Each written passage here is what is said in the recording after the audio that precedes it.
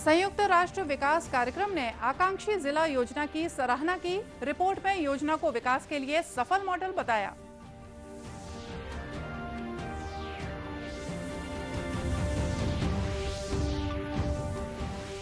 मुख्यमंत्री ने आकाशवाणी से प्रसारित लोकवाणी में कहा कि किसानों की खुशहाली से प्रदेश का भी होगा चौतरफा विकास।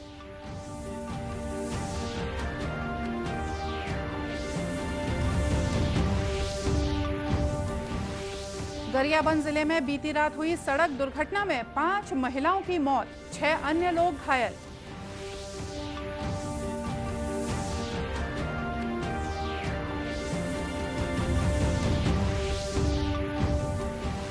और मॉनसून आज प्रदेश भर में सक्रिय। राजधानी रायपुर सहित प्रदेश के कई जिलों में हुई जमकर बारिश।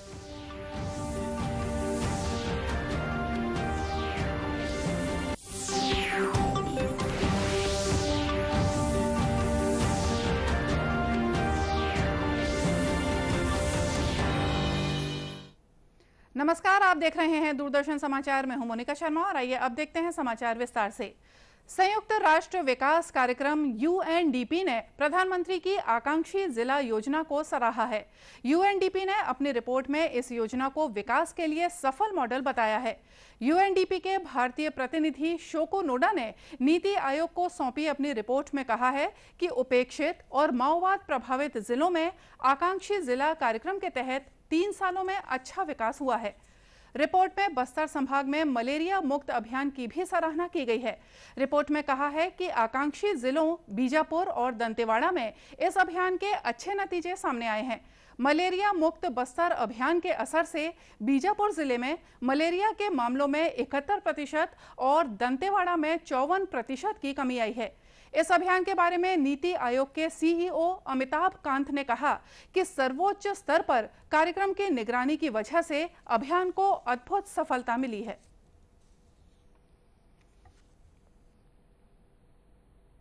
हमारे लिए हमने तो प्राइमर बनाया कि भाई ये 81 पॉइंट्स हैं, इन 81 डेटा पॉइंट्स पर आप ये कीजिए और अगर ये कीजिएगा तो आपको रिजल्ट मिलेगा। और उसके इसीलिए बड़े जोरों का कंपटीशन रहा, मेजरमेंट रहा। किसी भी प्रोग्राम में इस तरह का मेजरमेंट, इस तरह का कंपटीशन नहीं होता।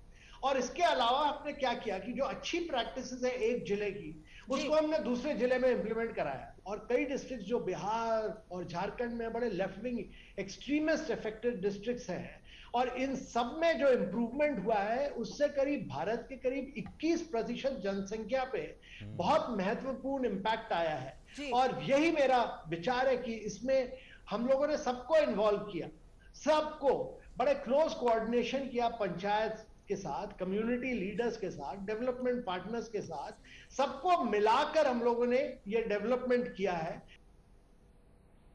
गौरतलब है कि बस्तर संभाग में बेहतरीन परिणाम मिलने के बाद इस अभियान का मलेरिया मुक्त छत्तीसगढ़ अभियान के रूप में बीते वर्ष के अंत में सरगुजा संभाग में भी क्रियान्वयन किया गया।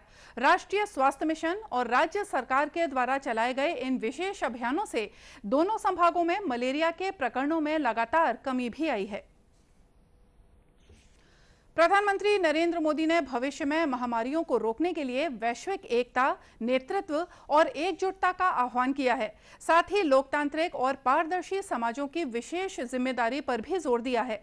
G7 शिखर सम्मेलन के आउटरीच सत्र को वर्चुअल माध्यम से संबोधित करते हुए श्री मोदी ने कहा कि इस सम्मेलन से संपूर्ण विश्व को एक धरती, एक श्वास का संदेश जाना चाहिए। श्री मोदी ने महामारी से लड़ने में भारत के संपूर्ण समाज के दृष्टिकोण का उल्लेख किया।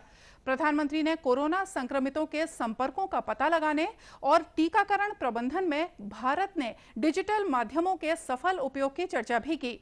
श्री मोदी ने वैश्विक स्वास्थ्य प्रशासन में सुधार के सामूहिक प्रयासों में भारत के सहयोग की प्रतिबद्धता व्यक्त की।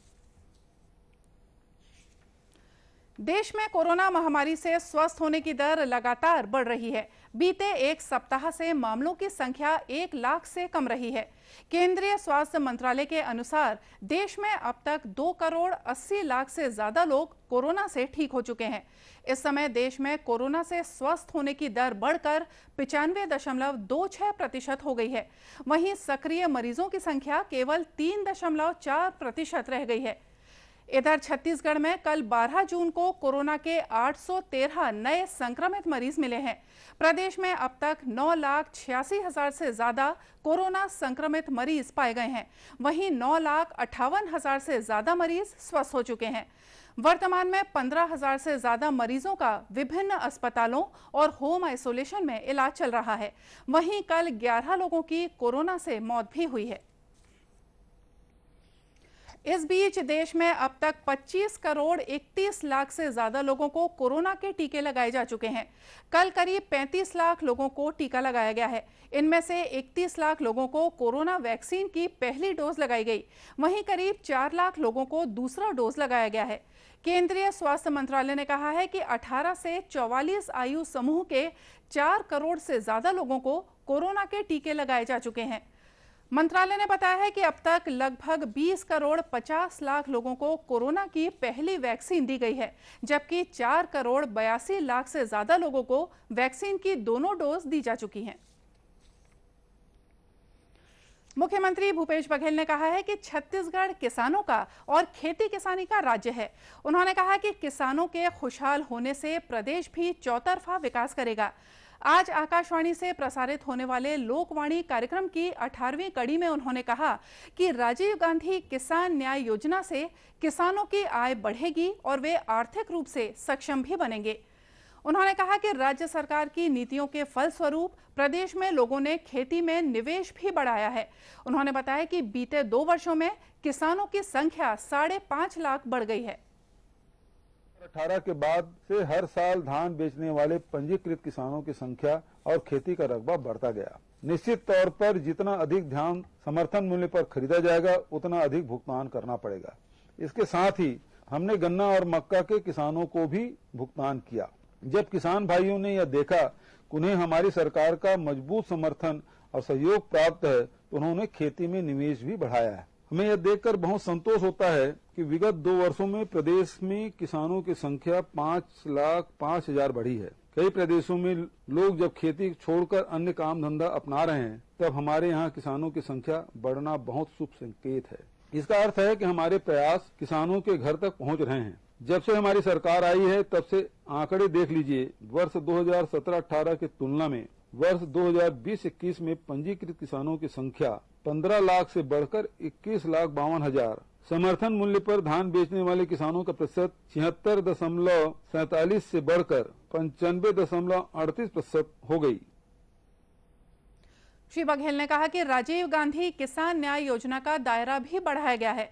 उन्होंने कहा कि चालू वित्तीय वर्ष से धान के साथ मक्का, कोदो कुटकी, सोयाबीन, अरहर और गन्ना पैदा करने वाले किसानों को हर साल 9,000 रुपए प्रति एकड़ आदान सहायता राशि दी जाएगी। श्री बघेल ने बताया कि वृक्षारोपण करने वाले किसानों को 3 सालों तक आदान सहायता राशि दी जाएगी। मुख्यमंत्री ने कहा कि किसानों को आदान सहायता राशि प्राप्त करने के लिए आवेदन पत्र के साथ राजीव गांधी किसान न्याय योजना पोर्टल पर पंजीयन कराना होगा। उन्होंने बताया कि पंजीयन का कार्य 1 जून से शुरू हो गया है, जो 30 सितंबर तक चलेगा। मुख्यमंत्री ने लोकवाणी में कुनकुरी, दुर्ग के नगपुरा, जांजगीर चांपा के डबरा और बालोद के लोगों से चर्चा की और उनसे प्राप्त सुझावों के लिए धन्यवाद भी दिया। भारतीय जनता पार्टी के प्रदेश अध्यक्ष विष्णुदेव साय ने कहा है कि राज्य सरकार ने अपने 2.5 साल के कार्यकाल में जनता से किए गए किसी भी वायदे को पूरा नहीं किया है। दुर्ग में आयोजित पत्रकार वार्ता में उन्होंने कहा कि राज्य सरकार ने चुनाव से पूर्व की गई अपनी सभी घोषणाओं को अब तक अमली जामा नहीं पहनाया है। श्री साय ने कहा कि भाजपा की प्रदेश इकाई आगामी 17 जून तक राज्य सरकार के वादा खिलाफी अभियान चला रही है। श्री साय ने बताया कि इस अभियान के दौरान भाजपा के पदाधिकारी और कार्यकर्ता राज्य की जनता के पास जाकर प्रदेश सरकार की विफलताओं को उजागर करेंगे। जो इनके चुनावी घोषणा पत्र में जो दावे थे प्रदेश की सरकार के साथ, मतलब प्रदेश की जनता के साथ, एक भी वादा पूरा करने में सरकार सफल नहीं हुई है।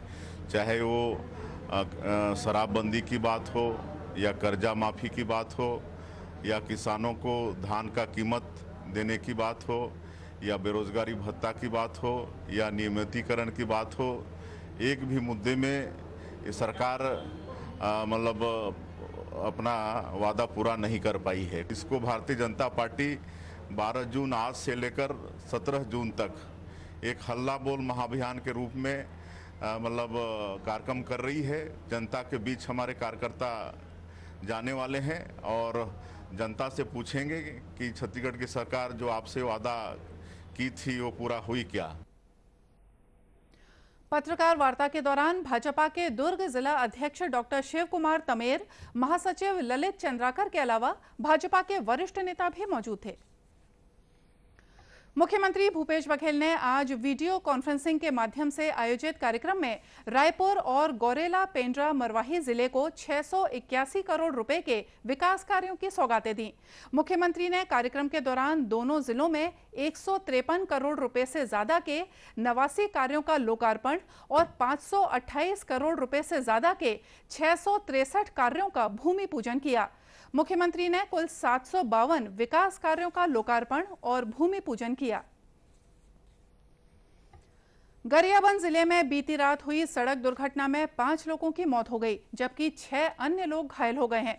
जिले के अतिरिक्त पुलिस अधीक्षक सुखनंदन राठौर ने बताया कि रायपुर जिले के अभनपुर क्षेत्र में आयोजित एक कार्यक्रम में शामिल होकर एक ही परिवार के लोग वैन में सवार होकर गरियाबंद लौट रहे थे।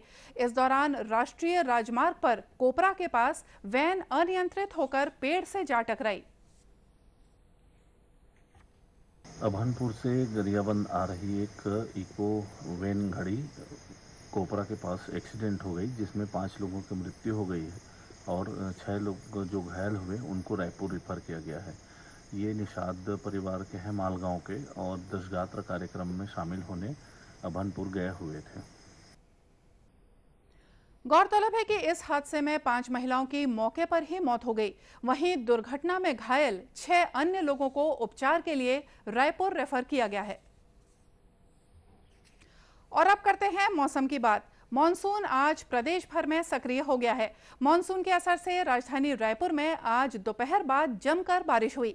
वहीं प्रदेश के अन्य जिलों में भी अच्छी बारिश होने के समाचार मिले हैं।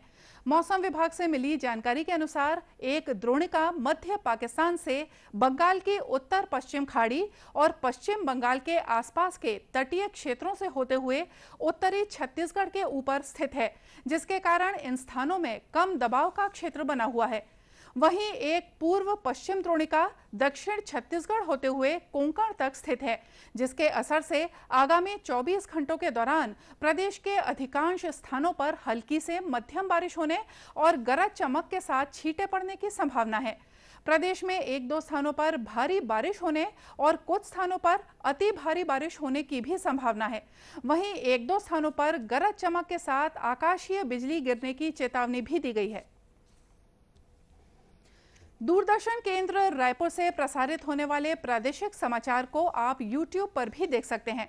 हमारे YouTube channel Chhattisgarh DD news पर प्रादेशिक समाचार उपलब्ध रहेगा। YouTube चैनल का लिंक और QR कोड आप स्क्रीन पर देख सकते हैं। अपने एंड्रॉइड फोन से QR कोड स्कैन कर आप छत्तीसगढ़ DD न्यूज लिंक पर जा सकते हैं। इसके अलावा छत्तीसगढ़ DD न्यूज फेसबुक और ट्विटर पर भी उपलब्ध है। और आइए देखते हैं अंत में मुख्य समाचार एक बार फिर से। संयुक्त राष्ट्र विकास कार्यक्रम ने आकांक्षी जिला योजना की सराहना की। रिपोर्ट में योजना को विकास के लिए सफल मॉडल बताया।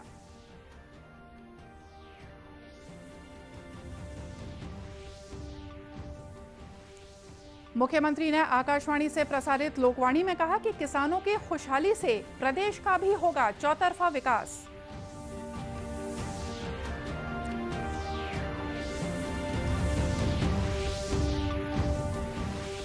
गरियाबंद जिले में बीती रात हुई सड़क दुर्घटना में 5 महिलाओं की मौत, 6 अन्य लोग घायल।